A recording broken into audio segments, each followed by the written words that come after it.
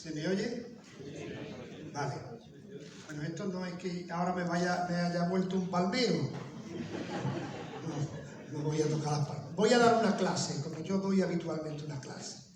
De pie, con la presentación ahí y moviéndome en el estrado. Si alguien tiene la más mínima duda, que levante la mano sin problema y lo intento resolver. Y tenemos un problema, que es el tiempo, nos coge el tiempo nos come en la universidad. El problema del tiempo no lo tenemos resuelto, habrá que resolverlo alguna vez. Pero espero ser lo suficientemente conciso como para que no se me vayan ya más alumnos. Ya se han ido algunos sin haber empezado todavía.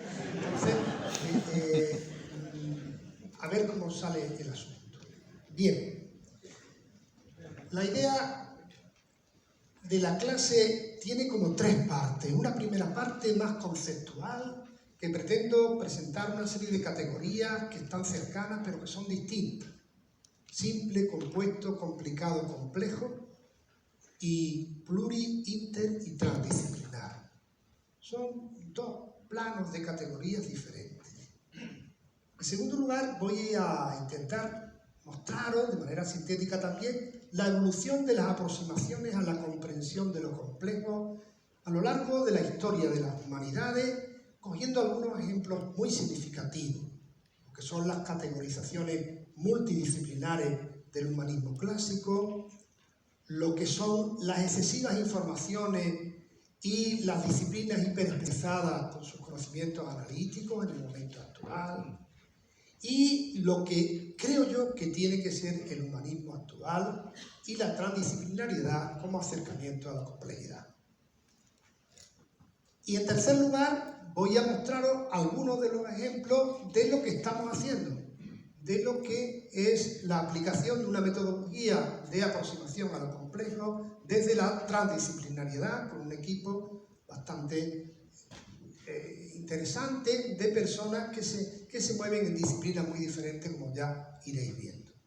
Y así vamos a ver, en primer lugar, el tema del paisaje, el significado del paisaje como objeto de la geografía y como realidad proyectiva y compleja, la fase de un método humanístico y hermenéutico de lectura paisajística que yo mismo he podido publicar en una revista chilena y estamos intentando aplicar y ir mejorando.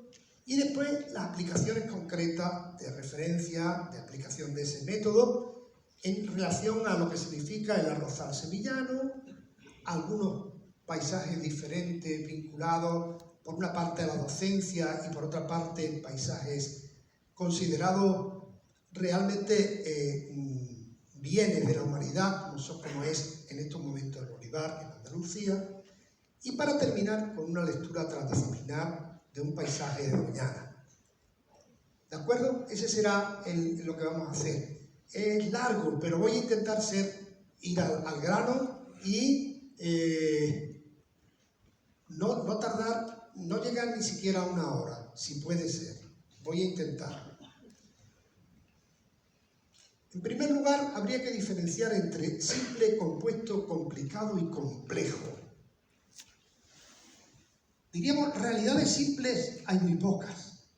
El otro día, en el acto inaugural, nos hablaba un microbiólogo de algunas realidades simples, pero son muy pocas. En el mundo en el que nosotros trabajamos, son muy pocas las realidades simples. En nuestro mundo hay realidades compuestas o realidades complejas. ¿Y en qué se diferencian? Se diferencian fundamentalmente por lo que significa la relación entre el todo y las partes. Eso, si lo compuesto y lo complicado, en lo compuesto y lo complicado, los distintos elementos, las distintas partes conforman un todo, que se pueden descomponer. Se pueden descomponer y ensamblar y seguirán formando ese todo. En lo complejo, la interacción hace que 1 más 1 no sea 2, sino sea siempre un poquito más, casi nunca un poquito menos, un poquito más de 2. Vamos a poner algún ejemplo, simplemente los que yo suelo ponerle a la gente de primero para explicarle este asunto. Por ejemplo, Una mesa con 4 patas y un tablero es una realidad compuesta bastante sencilla. 4 patas y un tablero. 5 elementos. Se pueden descomponer. Un ordenador es una realidad compuesta bastante complicada.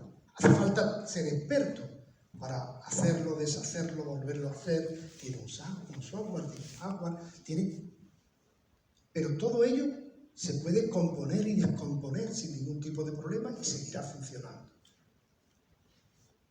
Un acto de comunicación, esto que estamos haciendo, que es el objeto de las humanidades, no es 1 más 1, 2, ni 1 más 100, 101, porque es mucho más interesante en el acto las emergencias. ¿Qué estáis pensando vosotros de lo que yo digo? ¿O qué pienso yo de vuestras caras en estos momentos que yo y vosotros? Es mucho más potente el acto, el conjunto, que la suma de sus elementos. Y no se puede descomponer. Si se descompone el elemento, se deshace, pierde su sentido. Vamos a poner un ejemplo mucho más claro, más evidente. El río en Sevilla. El río en Sevilla, como bien sabéis, tengo aquí al personal que lo recordará como ejemplo, como bien sabéis, no es un río, es una ría. O sea, es un río que recibe el mar cuando es marea alta y por lo tanto recibe agua salada. Cada 6 horas el río se llena de agua salada y corre de sur a norte. Es un río que sube bajando o que baja subiendo. Es una ría. Al contrario, cuando el mar, que es muy potente, el Atlántico, tiene la marea baja, entra el agua dulce de la sierra. Agua dulce 1 más agua salada 2 da lugar a dulce, salobre y salado 3. 1 más 1, 3. Y además, variando dinámicamente en función de elementos que se posicionan en contra, por ejemplo, de la fórmula de gravedad de Newton. Entonces, claro, es difícil entender que la ría sea una realidad meramente compuesta o complicada. Es una realidad compleja. Y lo salobre es tan importante como lo salado y lo dulce. Y la variación de los salobres es tan importante como lo salado y lo dulce. Aunque a muchos les esté costando trabajo comprender que es una tontería no meter 10.000 o 15.000 turistas todos los días en el puerto de Sevilla. No es una tontería. Es romper un sistema complejo, entendiéndolo de manera simple y complicándolo. Entonces, en ese sentido, comprender un sistema complejo sin descomponerlo en elementos, sino intentando encontrar el núcleo sintético de sentido o de significado que muestre sus interacciones y sus posibles emergencias, es probablemente, dice Jean Laurent, el trabajo intelectual más difícil y más valioso que pueda hacerse. Y ese es el trabajo propio de las humanidades. Ese es, cuyos objetos son siempre complejos. Nosotros tenemos que entender de comprensiones y de valoraciones, por ejemplo, de un acontecimiento histórico. O tenemos que entender de comprensiones y valoraciones de un acto comunicativo o de una obra creativa. ¿Por qué es bueno Picasso? ¿Cuándo es más bueno? ¿En función de qué? Esas son tareas de las humanidades. También un paisaje, también un comportamiento social, también una reflexión filosófica. Todos son objetivos, realidades complejas que tenemos que estudiar desde las humanidades. Por lo tanto, es muy importante tener en cuenta esa cuestión. Otra cuestión, el tema de lo pluri, lo inter y lo transdisciplinar. En el origen de la modernidad, según Turmin, que es un discípulo de Wittgenstein es muy difícil entenderlo, pero Turmin se explica mucho mejor. Tiene un libro, por cierto, interesante, se llama Cosmópolis, el origen de la modernidad. realidad, que os lo aconsejo, echarle un vistazo, está muy interesante. En ese libro, este hombre plantea que la modernidad no empieza con Descartes y Newton, como nos han dicho siempre, que en realidad la modernidad había empezado antes, en el siglo XVI, y antes incluso con Erasmus, con Michel de Montaigne, con Cervantes, con Shakespeare, que son gente que tienen la duda y el escepticismo como bandera fundamental de sus vidas. No están seguros, no tienen certeza de casi nada. No tienen certeza de casi nada. Montan toda su argumentación sobre la duda y el escepticismo, la incertidumbre. ¿Frente a qué? Frente a la seguridad y la certeza de la escolástica, teológica, medieval, pero también frente a la ortodoxia que en el siglo XVII se ve obligado a elaborar personas como Descartes o Newton, que tienen que responder en Europa a toda una guerra de religiones que la está matando y necesita verdades. Y entonces Descartes dice: pienso, luego existo, racionalismo potente, analítico. Luego las cosas pueden analizarse por elementos y hay una res extensa y una res cogitans. De la res extensa entenderán los científicos, los de Reina Mercedes, los de aquí de biología y de microbiología y demás. De la res cogitans entenderemos los de letra.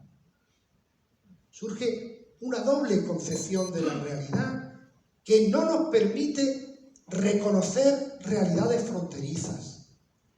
Hay asuntos que no son meramente, diríamos, de res extensa, ni de res cogitans, sino que son a su vez res extensa y res cogitans. Por ejemplo, un paisaje, después lo vamos a ver. Un paisaje no son las formas de la realidad, un paisaje son las formas de la realidad, tal como son percibidos por la persona que lo ve. Entonces, el hecho subjetivo es fundamental. ¿Cómo le meto mano a una cosa así?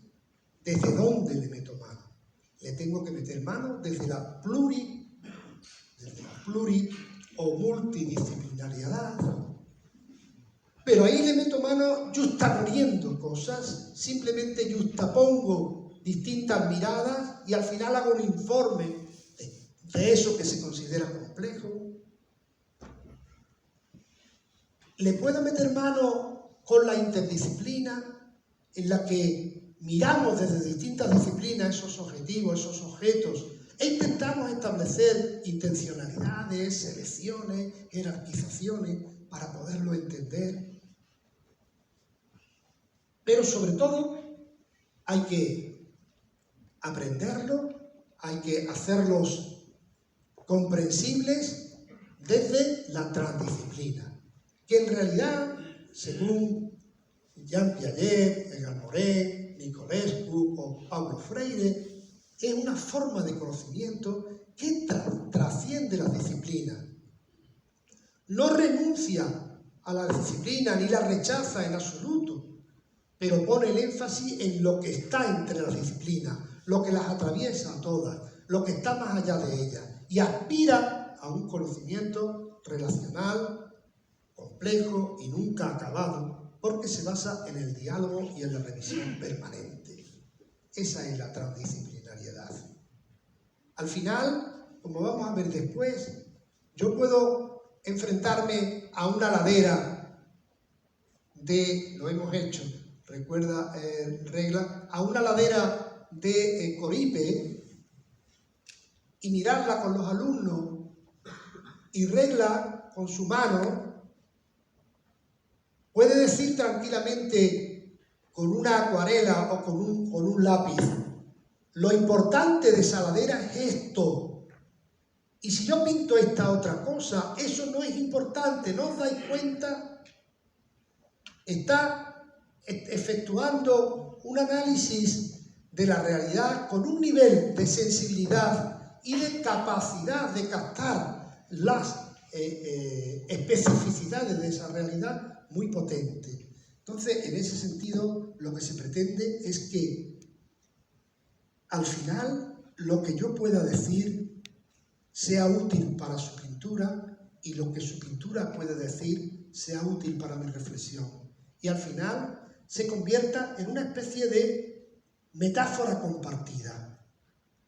Hacia eso vamos. Es comprender lo complejo intentando llegar a lo simple por la vía de lo que significa la discriminación.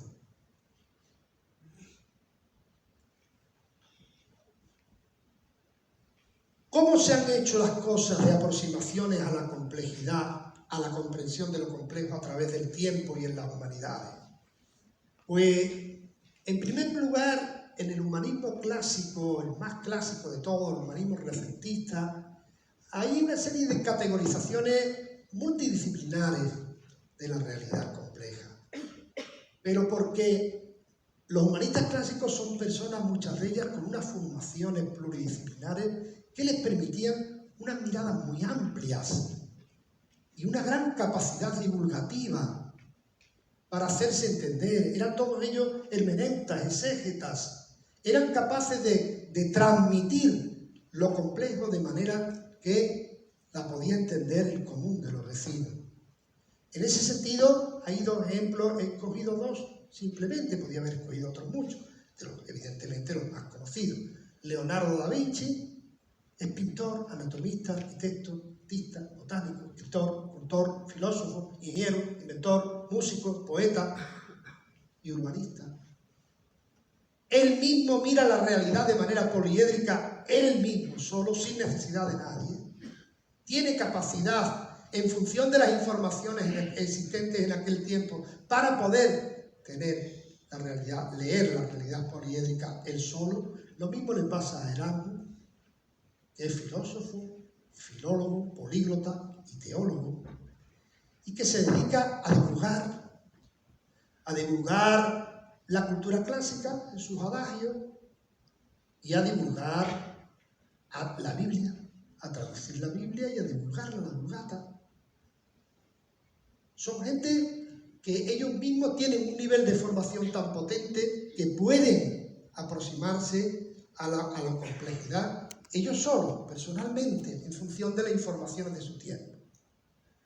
El último, quizás, de estos polivalentes, probablemente sea Humboldt.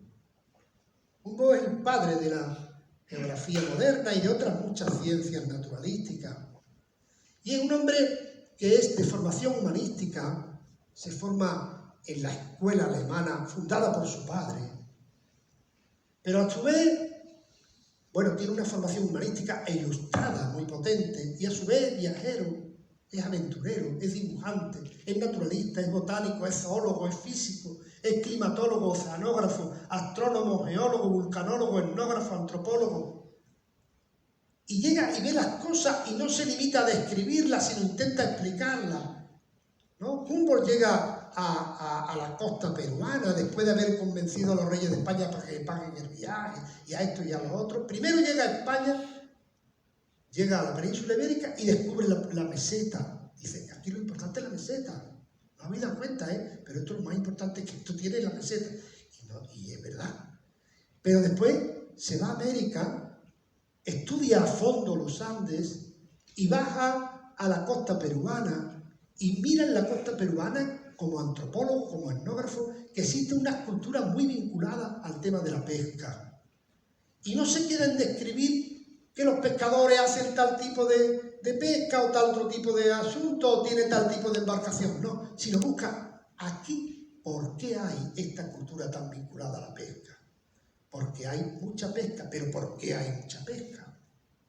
Pues mire usted, porque se juntan unas corrientes marinas que vienen del Ecuador, que son calientes, con una corriente que viene del sur frío, que es corriente fría, la corriente de Humboldt. Se juntan las dos y forman unas corrientes de upwelling, unas corrientes de arriba a abajo, que propician el surgimiento o la multiplicación de mucho fitoplancton, mucho microplancton, y entonces hay grandes recursos pesqueros en esa zona. él lo explica, y explica como eso otras muchas cosas, no se limita a describir. Y este hombre, en un libro que se atreve a hacer un ensayo de la descripción física del mundo, como, ¿verdad, Víctor? Que Víctor está disfrutando con él ahora, leyéndolo, dice en su introducción: temeraria asaz es la tentativa de descomponer en sus diversos elementos la magia del mundo físico, porque el gran carácter de un paisaje, como de toda escena imponente de la naturaleza, depende de la simultaneidad de las ideas y de los sentimientos excitados en el observador. Pudiéramos decir que el poder de la naturaleza se revela en la conexión de las impresiones, en la unidad de emociones y de efectos producidos en cierto modo de una sola vez. Es necesaria la unión de ciencia y poesía para comprender la naturaleza. Me recuerda al prólogo de la tesis de Regla 2. Ella habla de algo de esto también.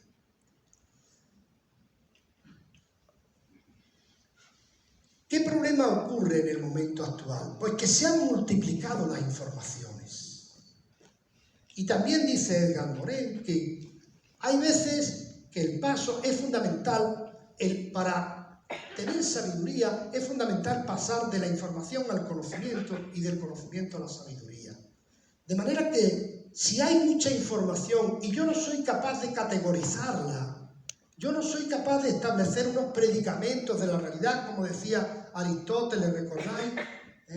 Sustancia y accidente, y entre los accidentes relatio, actio, passio, quando, ubi, situs, habitus. Aplícaselo a un árbol, en latín, por favor.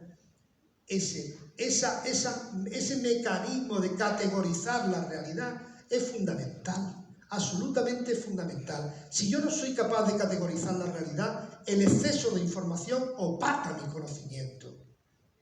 Soy un buen informado, pero un desconocedor.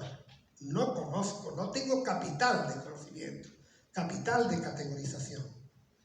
Y si conozco y puedo llegar a conocer, pero no soy capaz de transmitir lo que conozco, soy un sabihondo, pero no un sabio. La sabiduría pasa por la capacidad de divulgar rigurosamente lo que se conoce. Entonces, en ese sentido, en estos momentos, ¿qué ocurre ante tanta banco de información, bancos informativos? Pues ocurre, claro, que se desarrollan una serie de ciencias muy especializadas, hiperespecializadas, que van a un detalle, que trabajan en una dirección, que pierden el horizonte amplio y hacen un zoom hacia el detalle. En ese sentido, ellos categorizan con sus propios exclusivos métodos y paradigmas, que son fundamentalmente analíticos. Pero además, estas ciencias hiperespecializadas pueden colaborar entre ellas, de hecho colaboran. Yo tuve una experiencia muy interesante en este sentido. Acababa de escribir unas cuantas columnas periodísticas en Huelva Informaciones, donde fui columnista durante varios años, un poco en contra de la hiperespecialización, y me tuvieron que poner un desfibrilador. Y cuando me estaban poniendo el desfibrilador, yo decía, ¿será posible que yo siga escribiendo en contra de la hiperespecialización? ¿Cómo va a ser esto? ¿Cómo va a ser esto? Y estaba un ingeniero informático informando al médico de lo que me estaba metiendo para producirme una fibrilación, y el médico diciéndome, dime los síntomas. Y yo digo, oye, ¿has apagado la luz? No, no, has apagado la luz, no te preocupes. Vale. Entonces me daba cuenta que colaboraba, pero ni ese médico renunciaba a ser médico, ni el ingeniero informático renunciaba a ser ingeniero informático, y cada cual tenía su propia responsabilidad en mi desfibrilador. De manera que colaboran, pero mantienen competencias, poderes, capacidad de comercialización, capacidad mercantil. Entonces, precisamente en este marco, que me parece especialmente importante, aunque ya no existan sabios pluridisciplinares como nuestros antecedentes, estamos en un buen contexto para recobrar las humanidades como mirada abierta y desprejuiciada, que tenga la capacidad como ciencias que no son ciencias, son disciplinas, son miradas, tenga la capacidad de atreverse a promover el diálogo de discursos en la lectura de lo complejo y en la búsqueda de relatos transdisciplinares y comprensibles por todos. Este sería un poco la tesis, la hipótesis, la idea, el objetivo que yo pretendo transmitiros fundamentalmente con esta clase. Esta es la idea. Entonces, lo que vamos a hacer ahora es ver cómo estamos haciendo esto. Mira, no voy mal, creo que voy a cumplir bien el asunto. ¿Cómo estamos haciendo eso? Aplicándolo a la comprensión del paisaje. Primera cuestión es que el paisaje es el objeto de la geografía. El objeto de la geografía como ciencia natural, social, como ciencia proyectiva. La geografía ha estado siempre preocupada por catalogar los paisajes, para conservarlos, o para arreglarlos, o para gestionarlos bien. Ha habido siempre una preocupación fundamental dentro de la geografía por el reconocimiento de los paisajes formales, objetivos, existentes en la realidad, para tener un conocimiento de los intercambios entre sus distintos elementos y llegar a catalogarlos. Y no establecer paisajes excepcionales, sino establecer pautas paisajísticas, modelos paisajísticos. Pero también la geografía, como parte de las humanidades, está preocupada por la lectura, por la interpretación, por la valoración y por la divulgación del paisaje como realidad compuesta y como realidad trayectiva, como realidad que es diferente a ecosistema o a ambiente o a espacio o a territorio. Yo ahora es cuando pregunto a los alumnos, ¿a qué te suena la palabra ambiente? Entonces, intentamos descubrir si se usa la palabra ambiente o no se usa la palabra ambiente. Si ya se usa o no se usa la palabra naturaleza, ha dejado de usarse prácticamente. Se ha intercambiado, se ha cambiado por ambiente, y más que por ambiente, por medio ambiente. Curiosamente, una tautología, la definición de algo con dos palabras que significan lo mismo, medio y ambiente. Podría haber dicho medio. Dicen los portugueses que en epistemología son geniales, lo aconsejo que hagáis lectura de la epistemología portuguesa, genial. Ellos dicen, no sabemos si los españoles entienden por medio ambiente o cuarta y mitad de ambiente. Medio ambiente, usar una perífrasis tautológica en sí misma para definir algo significa una ambigüedad terrible. Y efectivamente, si yo le pregunto al diccionario de la Real Academia ¿qué es el ambiente? Dice, lo que rodea a algo o a alguien. Bueno, ¿y el algo o el alguien también es ambiente o no es ambiente eso? En fin, un concepto bastante ambiguo y muy usado. Y además, lo de medio ambiente le añade a la palabra ambiente una doble virtualidad o un doble carácter. El carácter de lo que es lo técnico frente a la naturaleza inasible, trascendente, que te lleva hacia la trascendencia general. Lo medio ambiente es algo técnico, algo que yo puedo mejorar, gestionar, incluso crear. Y además le añade otra segunda virtualidad, que es el tema del conflicto, del problema. ¿Para qué? ¿Cuál es la gestión de un ministerio de medio ambiente o de una consejería de medio ambiente? Dirimir, gestionar la problemática ambiental, gestionar la contaminación, gestionar que no se hagan barbaridades desde el punto de vista del orden territorial, que después se le eche la culpa a la gota fría propio de estos momentos, todo ese tipo de temas. Esa es la función, es una especie de planteamiento que entiende que existe un enfrentamiento entre el hombre con mayúscula y la naturaleza con mayúscula. Cuando no existe el hombre con mayúscula, existen hombres Algunos tiramos papelitos al suelo, pero otros se benefician muchísimo del cambio climático. Eso hay que verlo. No es un asunto exclusivamente, aunque sí, pero no exclusivamente de responsabilidad y de culpa individual, lo medioambiental. En fin, algo que puede llevarnos a otra clase, pero que es el concepto de ambiente. El concepto de ecosistema, sin embargo, es todo lo contrario. Un concepto muy bien definido por la ecología. Es el intercambio de materia y energía entre un biotopo, un escenario natural y una biocenosis, el conjunto de vida que vive en ese escenario. Y eso se puede formular y se puede establecer, y es más o menos complejo, y tiene más o menos fronteras con otros ecosistemas, y es más o menos abierto, etcétera, etcétera. Eso está muy bien definido, el ecosistema. Espacio es un concepto más geográfico, se puede definir también como medio, y serían los trozos de la superficie de la Tierra con unas características físicas singulares y específicas. Clima, una geomorfología, una edafología, una biogeografía específica. Esos serían los medios geográficos, los espacios geográficos, le milieu de los franceses. Y después está el territorio. El territorio sería el medio, el espacio geográfico, conquistado, explotado, nombrado y gestionado por una comunidad viviente. Normalmente el territorio que nos interesa a nosotros desde la geografía es el territorio de los hombres. La geografía es la ciencia del territorio de los hombres.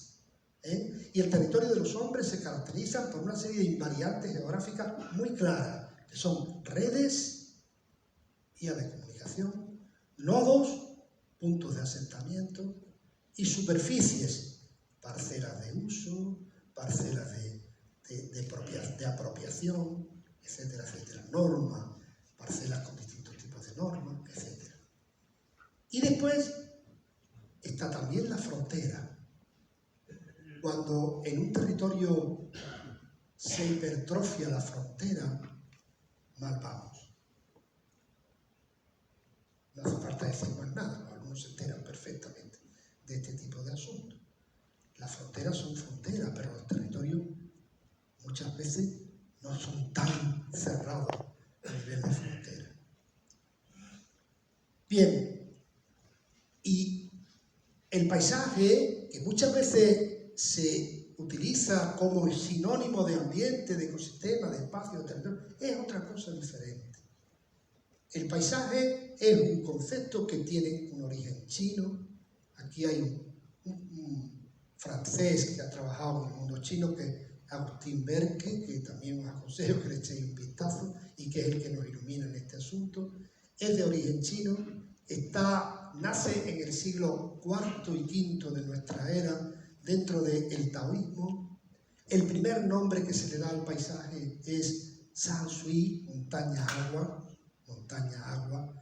Si yo os digo a cualquiera de vosotros cerrar los ojos, pensar en vuestro paisaje, por muy de llano que seáis, como puedo ser yo, probablemente aparezca alguna que otra montañita, casi seguro que puede aparecer agua, algunos más atrevidos tendrán un poquito de nieve en lo alto de la montaña, etcétera, etcétera. Montaña, agua, relación entre dos elementos de la naturaleza que producen placer, alegría, justicia. Confucio decía, el hombre bueno disfruta con la montaña, el hombre justo le gusta el agua. Ese tipo de planteamiento es importante. El paisaje es, por lo tanto, algo que no es solamente lo objetivo, es lo objetivo tal como lo percibe ese hombre bueno o ese hombre justo. Es la percepción de las formas objetivas del territorio. Entonces es trayectivo porque no es ni aquello, ni la forma, ni tú que lo estás mirando, sino lo que está en medio. Es una especie de objetivización subjetiva y subjetivización objetiva, en una cierta dialéctica, es un yin-yang, que dirían de manera clara los taoístas, ¿no? En Liyang. Eso, como podéis comprender, ese objeto de trabajo, que nuestro objeto de trabajo es de difícil comprensión, de complicada lectura desde la mera analítica, porque o es la analítica analiza la red extensa o analiza la red cógita, pero esa mezcla de dos cosas y en medio, ni una cosa ni la otra, sino todo lo contrario, es mucho más complicado. Pero sin embargo está presente, por ejemplo, en nuestro paradigma cultural, en los santos medievales. El canto a la vida de San Francisco de Asís es esta concepción del paisaje, sin ningún tipo de duda. Es esta concepción. Lo mismo que San Buenaventura. Son gente que entienden, se les acusa en algún momento de panteístas, pero en realidad están viendo efectivamente al ser sobrenatural en la realidad, y eso les está produciendo especial placer, especial sensación de llegar al núcleo de la realidad. Y con esos santos había también, como sabéis, en el mundo franciscano, los pintores primitivos italianos, Frangélico, Lorenzetti, toda esta gente en esos cuadros y en esas cosas que trabajamos también en las humanidades, se puede ver esta mirada primitiva, primera, del paisaje como realidad compleja y trayectiva. Posteriormente serán los románticos los que lo redescubran, cuando le empiezan a dar importancia a lo subjetivo, al sentimiento, cuando empiezan a valorar una serie de cualidades que ahora mismo están supervaloradísimas en el romántico mundo del turismo, ¿no? Vámonos a la ruta de la seda, nos decía el otro día Enrique, o vámonos a Nepal. ¿Qué buscamos? Buscamos eso. Buscamos engarce con una naturaleza que nos haga ser felices en ese sentido. Y está definido definitivamente en el año 2000 en la Convención Europea del Paisaje, cuando dice que el paisaje son las formas del territorio tal como son percibidas por las personas que lo contemplan o que lo perciben, y como resultado de hechos físicos y hechos históricos. Así lo define más o menos la Convención Europea del Paisaje. Bien, pues ese paisaje vamos a intentar asirlo, vamos a intentar comprenderlo y transmitirlo. ¿Qué hacemos? Pues tenemos una metodología que yo he podido publicar en el año 2013, en una revista chilena, revista INVI, que es un método humanístico y hermenéutico de lectura paisajística. Entonces, en un primer momento, este método tiene tres fases fundamentales. La primera fase sería aproximaciones multidisciplinares al ámbito de estudio. Esto no nos lo quita nadie. Antes de entrar en el campo, antes de pisar el campo, yo tengo que saber a qué ámbito me voy a referir y tener una información precisa y exacta de lo que me dicen las distintas disciplinas al respecto. Yo tengo que saber qué me dicen los geólogos, los edafólogos o los ecólogos del mundo de los objetos espaciales, de los objetos naturales. Yo tengo que ver lo que me dicen los geógrafos, los historiadores, sobre los objetos, o los sociólogos o los economistas, sobre los objetos territoriales. Y tengo que ver también lo que me dicen los antropólogos, los artistas de diferentes artes, sobre los objetos culturales e identitarios. Y todo eso me va a llevar a establecer las claves analíticas y comprensivas del ámbito de estudio y a seleccionar además una serie de paisajes que sean significativos de ese ámbito. ¿De acuerdo? O sea, hay un doble objetivo en ese trabajo de gabinete previo a lo que significa acercarse al campo, que es reconocer lo que me dicen las distintas disciplinas al respecto del ámbito de estudio y por lo tanto tener claves que me puedan explicar ese ámbito de estudio y a partir de esas claves escoger una serie de paisajes significativos. Con esos paisajes significativos, el segundo paso sería, ahora vamos a mirar el paisaje significativo en el campo. Todos tenemos ya una información disciplinar o multidisciplinar, y vamos a mirarlo interdisciplinarmente. Y vamos a ver qué dices tú, poeta, qué dices tú, sociólogo, qué dices tú, antropólogo, qué dices tú, ecólogo, qué dices tú, geógrafo, o qué dices tú, historiador. ¿Qué vamos diciendo de eso? Pero hay que tener un orden. Allí cada cual no vamos a decir lo que nos parezca. En este sentido, yo a mis alumnos le insisto muchísimo en la diferencia entre lo opinático y la posición rigurosa ante algo. Estamos en un mundo en el que se le está dando excesiva importancia a la opinión. Y la opinión, la doxa griega, es lo que se ponía, ¿verdad, Juan Manuel? Lo que se ponía delante cuando había que discutir para tumbarla y seguir avanzando en una posición de rigor sobre algo.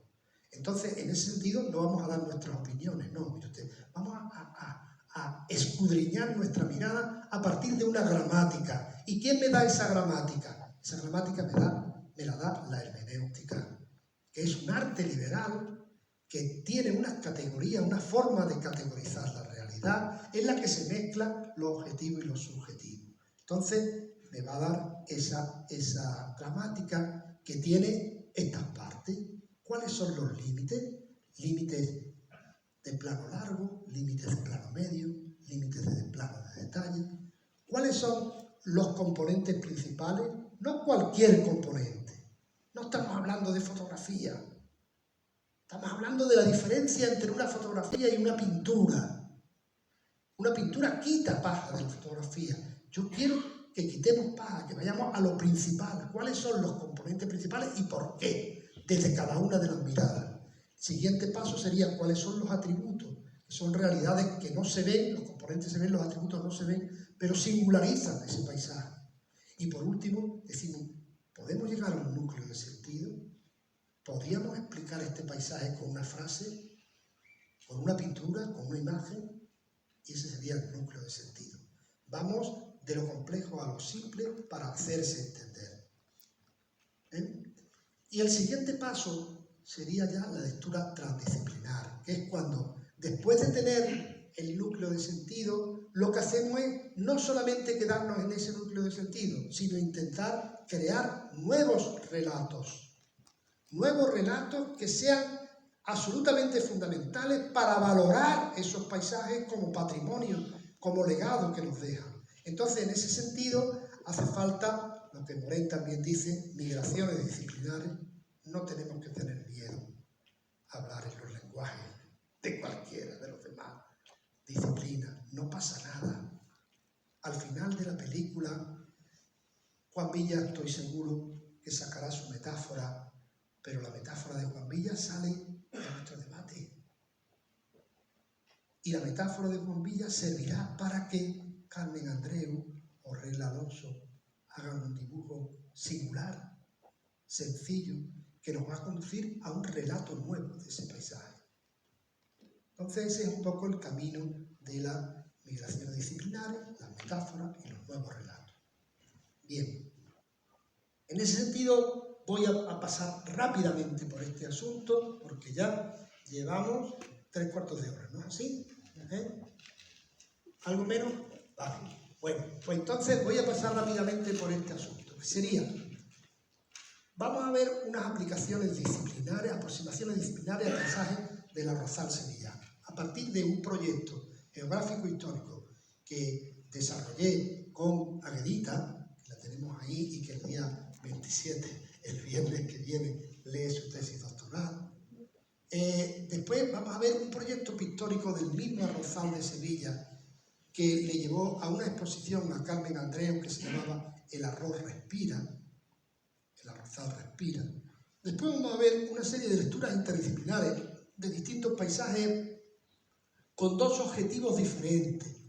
El primero, con un objetivo didáctico, docente, que está vinculado a nuestros viajes con los alumnos por Andalucía y a la pretensión de que los alumnos vayan aprendiendo a hacer cuadernos de viaje.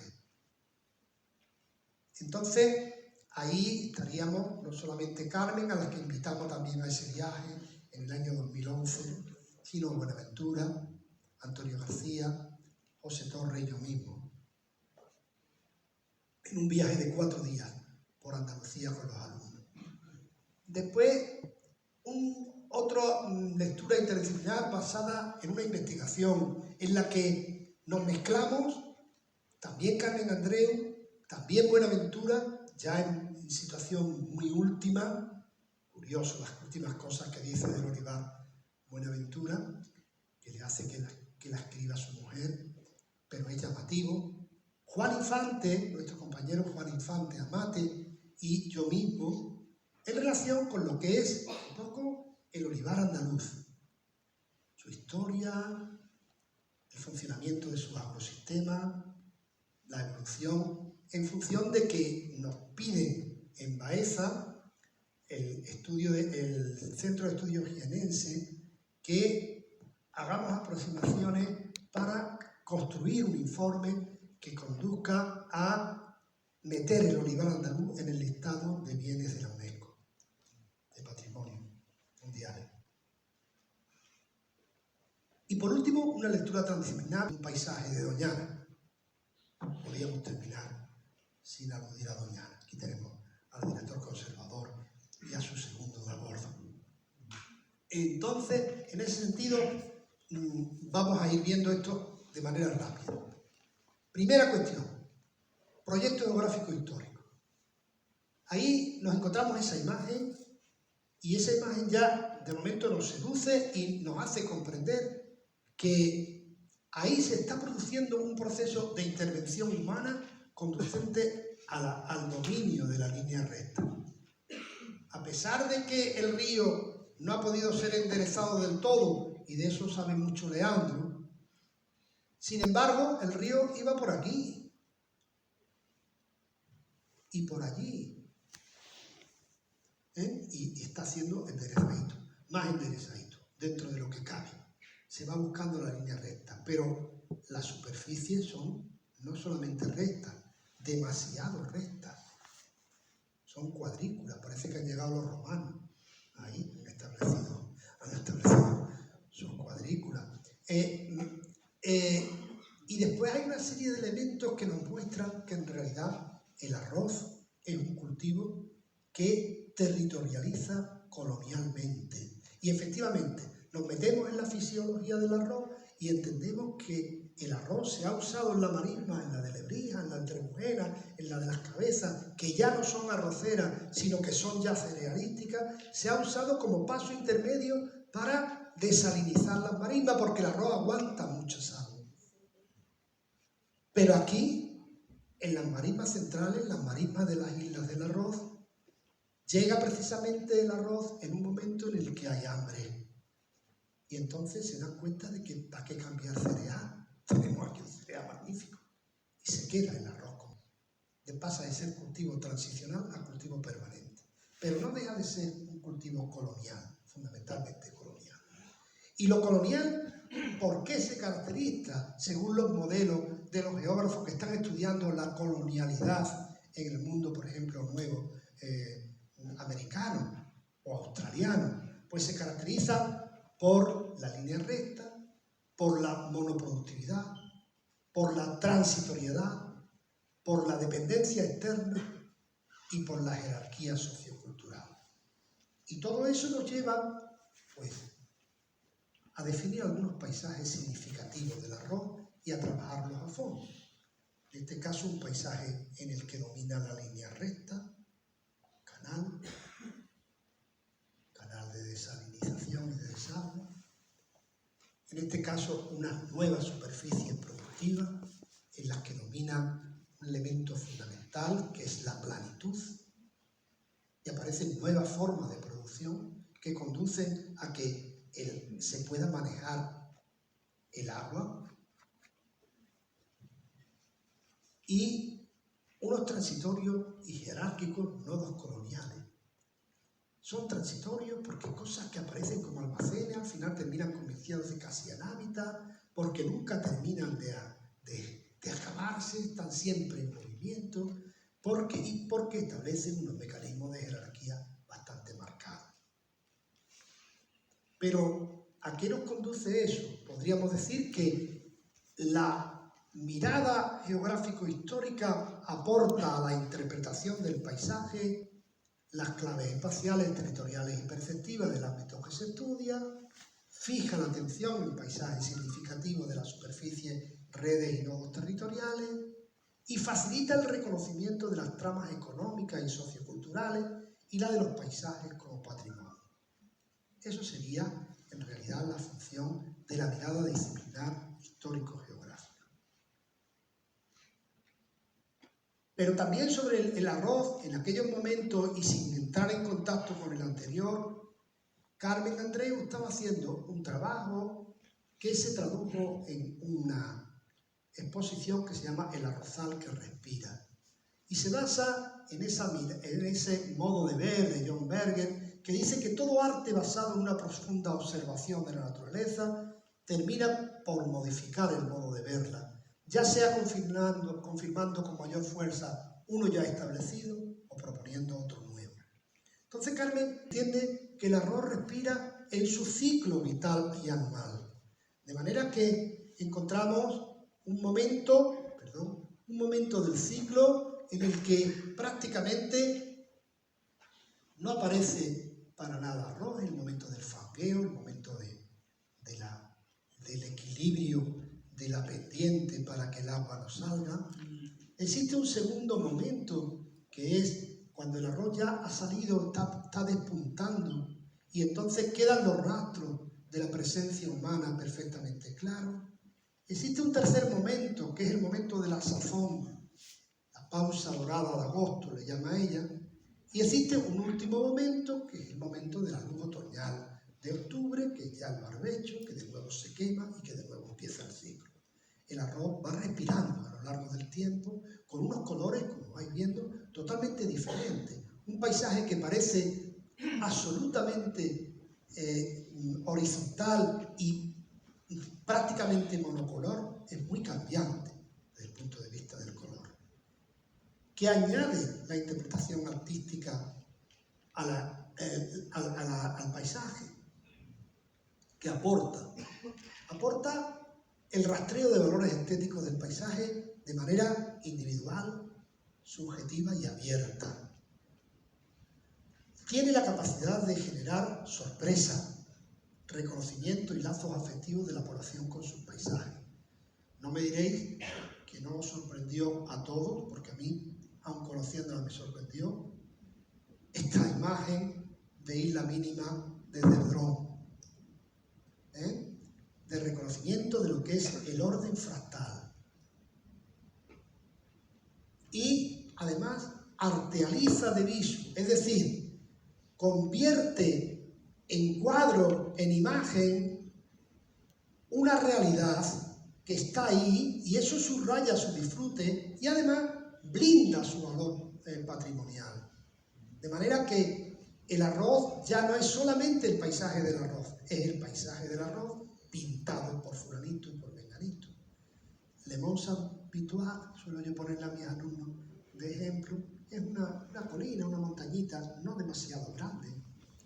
La verdad es que tampoco es fea, que está en la Provenza, que se ve desde Marsella, desde ciertas partes de Marsella, desde Pertuis, desde Le Mont Saint-Victoire. Y Le Mont Saint-Victoire no era nada, me dicen los franceses, hasta que no llegó Cézanne y lo pintó cientos y cientos de veces, con distintos colores, con distintas miradas, con distintos sol, con distinta luz. Y desde ese momento, Le Mont Saint-Victoire es el símbolo de Provenza. El arte patrimonializa, claramente. Esa es una tarea de los humanistas, de la gente de humanidades, patrimonializar vía arte. Las lecturas interdisciplinares. La docente, voy a ir ya más rápido, la docente en realidad pretende plantear lo que es un cuaderno de viaje por Andalucía con los alumnos. En el año 2011, ya digo, de la mano de Buenaventura, al que ya he citado muchas veces, tenemos una experiencia docente interdisciplinar a la que invitamos a algunos otros geógrafos de otros sitios, vino Joan Tor, de la Universidad de Barcelona, y a otros compañeros de por aquí, entre ellos precisamente a Carmen Andreu. Y entonces la idea es, señores, el secreto de trabajo docente de 4 días por Andalucía es, en primer lugar, dejarnos sorprender por la realidad paisajística. No es lo mismo tener una esquemita delante que encontrarte con la realidad. No es lo mismo en absoluto. Entonces, aprender dejándose sorprender. Aprender, diríamos, diciendo muchas veces, no sé qué decir ante esto, tengo que pensar. Primera cuestión. Segunda cuestión, demostrarle a los alumnos que salir de viaje significa llevar un cuaderno y apuntar. Y no solamente apuntar hechos objetivos, que también, sino apuntar subjetividades, apuntar lo que a ti te sugiere eso. Eso lo hace muy bien mi amigo Philip. Lo hace muy bien, tiene un blog y lo hace sin problemas especiales. Tiene un cierto don, pero se aprende. Y en tercer lugar, un tema que ya Ruskin le decía también a sus alumnos. No hagáis solo fotografía, atreverse a dibujar. Y usted que no sé dibujar, no importa. Tú atrévete. Tú mira un árbol, intenta dibujar. Haz el esfuerzo. Entonces, ante eso, le dijimos a estos compañeros que nos acompañaban y entonces Carmen empieza a darse cuenta de que ella puede enseñar a los alumnos un sistema que es bastante cómodo, que es el collage. Y entonces ella va recibiendo consideraciones geográficas sobre espacio, sobre territorio, y si os fijáis, la va apuntando en su libreta, y va pegando aquí un mapa de por dónde vamos, y va apuntando nombres y cosas, y al final recorta y pega. Y entonces eso al final le va a producir una sensación de algo. Hay visiones subjetivas y metafóricas del paisaje y hay también, muy importante para los alumnos, la reflexión ética sobre los paisajes. Ética y estética están unidas en este sentido. Entonces, el paisaje como esa realidad compleja, dialéctica, trayectiva. Y eso nos lleva a hacer unas cuantas paradas y he cogido unos cuantos de los dibujos que hicieron Carmen y los alumnos en sus cuadernos de campo, ¿no? Entonces, fijaros, hicimos una parada en La Vega y ahí explicábamos pues algunas cosas de cómo La Vega eran pequeñas parcelas de muchos colores, el regadío era fundamental, le daba un tono verde a las cosas, aparecían algunos pequeños árboles como reliquias de lo anterior, frente a lo que es la campiña baja, que es más terciaria, más miocénica y más regularizada, más regular, con menos colorismo. Entonces, todo eso empieza a aparecer en los cuadernos de los alumnos. El ruedo del Carpio. Unos años lo llevamos al Carpio, este año lo llevamos al Carpio, otro año lo llevamos a Montoro. Intentamos explicar por qué se emplaza un pueblo en un sitio que está relacionado con lo que es un meandro de un río. Se llama un arrecife. ¿Y por qué se emplaza ahí? ¿Qué significa el ruedo en ese pueblo? ¿Por qué orden tiene? ¿Cómo justifica el orden territorial? No, es interesante, tiene cosas de interés, muchas cosas de interés. Por ejemplo, el dominio de las torres, de esas torres de los perdigones, todo ese tipo de elementos que son fundamentales.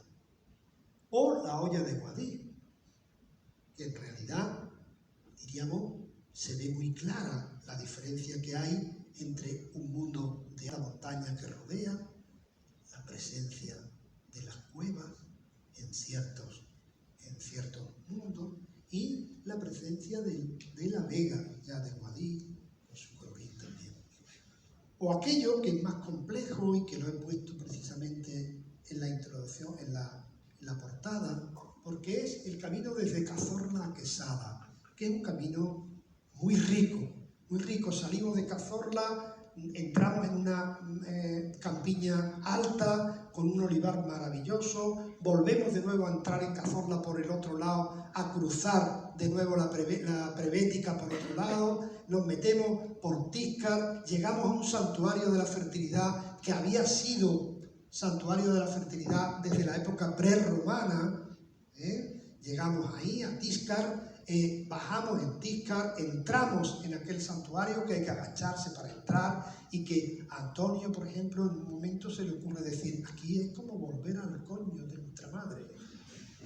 Exactamente, es como entrar dentro de nuestro origen, claramente. Y nos agachamos y entramos todos por allí y de pronto aparece la matriz, toda esa serie de elementos que son fundamentales y seguimos caminando hacia, pues ya hacia la carretera general. En fin, es la idea de crear un cuaderno de paisaje con relativa facilidad. No sabe dibujar, tío, pinta, no pinta, pega papelines de colores, pero con orden y con cierto. El siguiente es un proyecto de investigación interdisciplinar, los olivares y sus paisajes distintivos de la domesticación mediterránea, en la que juega un papel fundamental Juan Infante Amate, que como sabéis es un compañero nuestro de historia contemporánea, que trabaja en el grupo de Manolo González y que trabaja en el tema de lo que significan los agrosistemas a lo largo de la historia, la evolución de los distintos agrosistemas, socioagrosistemas, etcétera, etcétera. Entonces, nos piden este asunto y empezamos viendo algo que a mí se me ocurrió. Oye, pues yo conozco un sitio de olivares que no tiene un olivo, pero que es fundamental para entender a los olivares. ¿Cuál? La dehesa de abajo de la puerta. Mi amigo Antonio Palanco, he ido muchas veces ya a pasear con él y hemos hecho muchas fotografías y Carmen pinta este punto de partida. Este es nuestro punto de partida. Un olivar, vamos a hablar de los olivares sin olivares, con acebuche, que son los padres del olivo, o los abuelos del olivo, como queramos llamarlo. Y entonces vamos a ir viendo cuáles son las huellas paisajísticas actuales del proceso histórico de conformación de los olivares andaluces. Y creamos esta especie como de genealogía del olivar andaluz. De manera que en un primer momento nos encontramos acebuches matorralizados, vamos a buscarlo y lo encontramos, por ejemplo, en La Rocina, acebuches matorralizados. Después descubrimos, por medio de González Bernardes, que esos acebuches matorralizados dan una acebuchina y que le vienen muy bien a los zorzales, a los estorninos, para hacer sus viajes y para alimentarse, pero hacen la frigoría, cagan la semilla y van sembrando los zorzales y los estorninos semillas en todos los rincones del Mediterráneo, semillas de acebuche, que se van convirtiendo realmente en acebuchales silvestres, que se mantienen en las herrizas, que algunas veces son monumentales, como los que están en el Rocío, por ejemplo, que muchas veces son adehesados, acebuchales adehesados, y que en muchos momentos están en las laderas serranas jugando un papel fundamental para evitar la erosión. Entonces, esos acebuches progresivamente, después de esos procesos, se injertan, se ordenan y se van convirtiendo en olivar. Y aparece, en primer lugar, el olivar sin marquilla, injertado en acebuche y adhesado. En segundo lugar, aparece el olivar campesino, clásico de los ruedos, en los que se mezcla con viña, con otro tipo de frutales, etc. Y en tercer lugar, ya se van ordenando cada vez más con una marquilla, de manera que terminan ordenados en las grandes haciendas. Y aquí juega un papel, por ejemplo, en Andalucía, y estuvimos viendo con Juan, el papel que juega, por ejemplo, el descubrimiento y los olivares del Aljarafe, que son los primeros olivares, diríamos, que se podrían entender como olivares modernos de Andalucía, que están vinculados a la necesidad de la aceituna en los barcos y a todo ese tipo de temas en el Aljarafe, y empiezan a aparecer las haciendas y a desarrollarse las haciendas de olivar. Después aparecen los olivares monocultivados e industriales, porque hay un problema, que entre esto y esto, aquí el mercado se mete a fondo. Y el mercado se mete a fondo y dice, yo quiero el mismo aceite, la misma cantidad de aceite todos los años. Pero resulta que el olivar es becero, Y entonces nos enteramos por los fisiólogos botánicos que el olivar tiene un problema como árbol con el metabolismo del potasio, que lo hace que un año produzca más que otro. Y entonces tiene el año que produce y el año que no produce. Y eso el mercado no lo soporta, hay que romperlo. ¿Cómo lo rompemos? Agua y potasio. Y eso acaba con todo el sotobosque del olivar. El olivar empieza a ser una fábrica de aceite, deja de ser un campo florido de amapola, donde se puede cazar la perdiz, donde se puede cazar el conejo, todo ese tipo de temas. Y progresivamente aparecen ciertos olivares ecológicos que responden a este asunto, pero a su vez aparece la superintensividad en espaldera de los olivares actuales, que ya es el colmo de la pérdida del sentido del paisaje. Todo esto nos conduce a decir, no hay dudas, señores de la ONU, de que el olivar es un paisaje fundamental de Andalucía y del Mediterráneo. Por lo tanto, adelante, argumentos suficientes, históricos, ecológicos y tal, para hacerlo bien de la humanidad o patrimonio de la humanidad. Pero ojo, si eso nos sirve para remediar las barbaridades que se están haciendo, ese patrimonio dejará de ser patrimonio tal como lo entendemos actualmente. Por lo tanto, denunciamos. Publicamos ese artículo en el que se decían razones y dudas sobre una consideración patrimonial del olivar. Y esto nos llevó a algunas síntesis del diálogo interdisciplinar. Recuerdo que Juan nos explicaba con un nivel de detalle magnífico, por ejemplo, cuánto se perdía en el paso de un olivar más tradicional a un olivar nuevo, regado o con el potasio, cuánto se perdía, por ejemplo, en las cárcavas por erosión. Nos explicaba el cambio de la biodiversidad por la biomasa, todo ese tipo de temas. Y había veces que yo decía, Juan, tenemos que hacer el ejercicio de hacernos entender, si no es un lío, porque esto la gente se puede entender o no lo pueden entender. Y entonces hizo Carmen este cuadro que le llamó Las buenas malas hierbas, que se lo regaló a Juan y que lo debe tener en su despacho y que estaba encantado. Dice, qué manera más sintética, más bonita, más metafóricamente gráfica de explicar lo que quiero decir, efectivamente.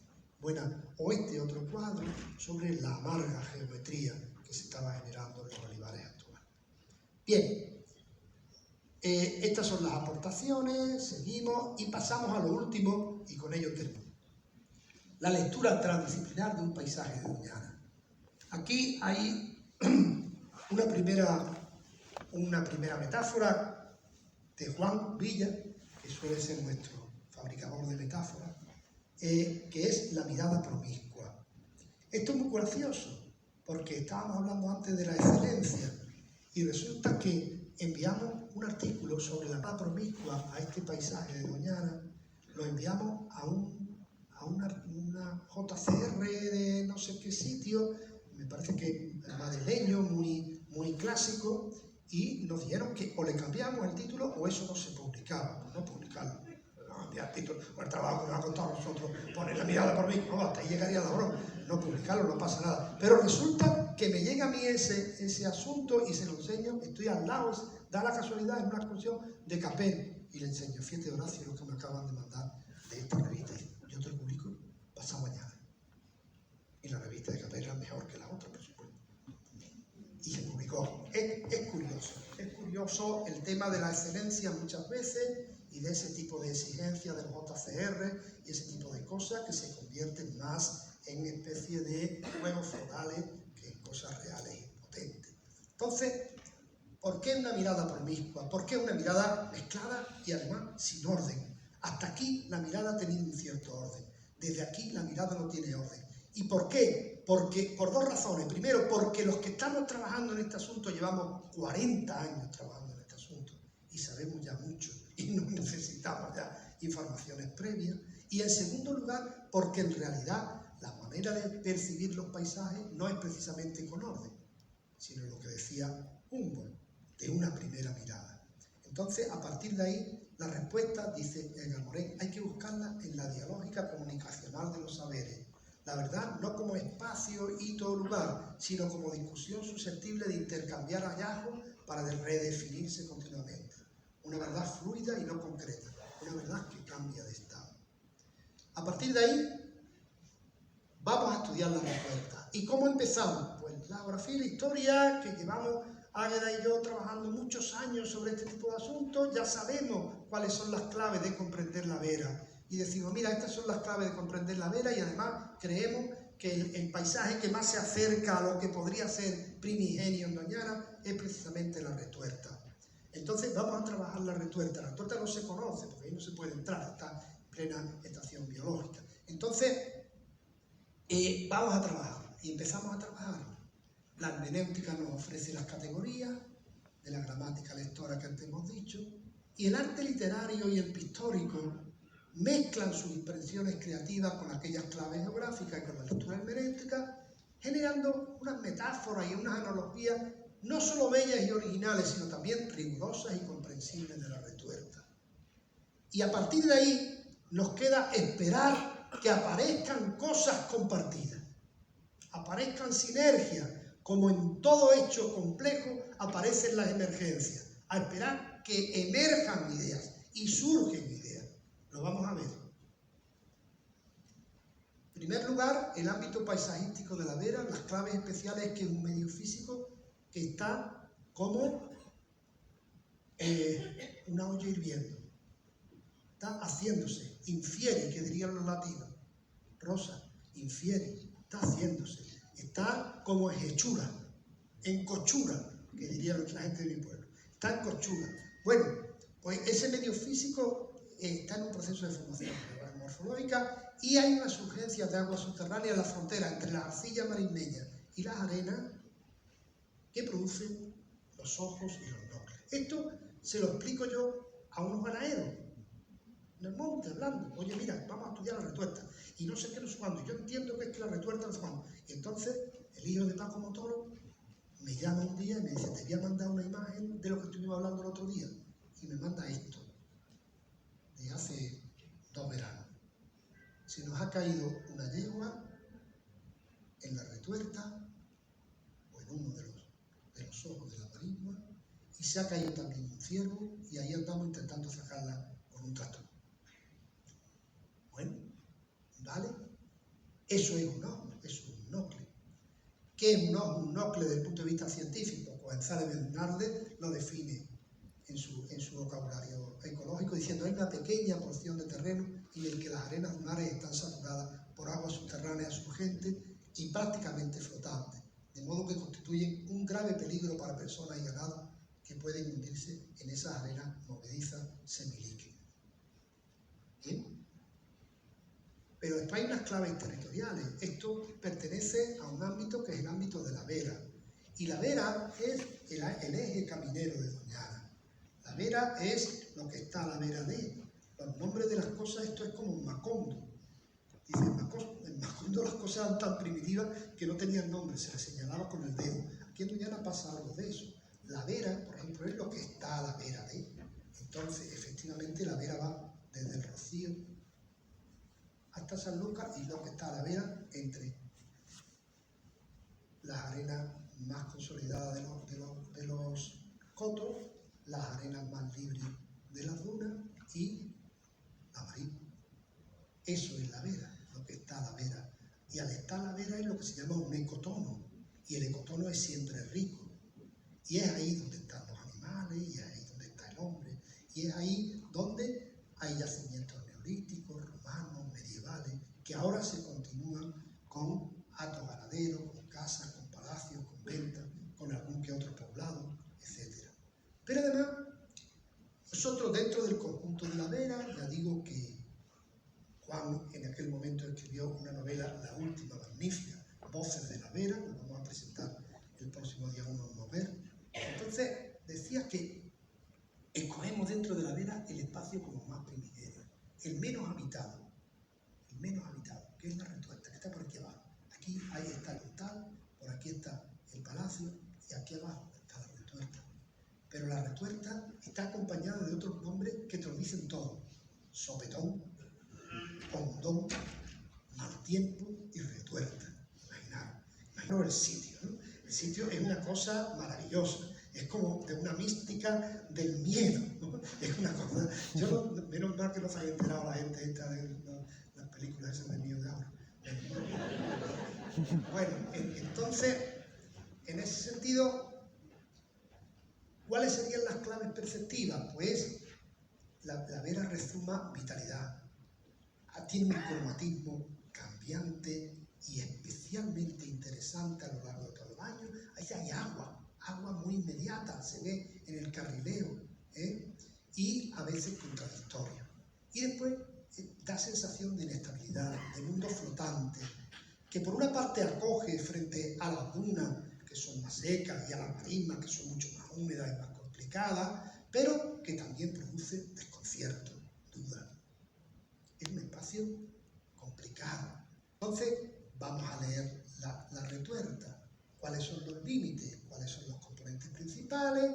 Los límites son sistemas cerrados hacia arriba, frente a la marisma abierta, y frente a la marisma nos encontramos el Cerro del Trigo y todo un sistema mucho más cerrado. Los componentes principales, la tensión y el intercambio, ojos, nócleos, lucio.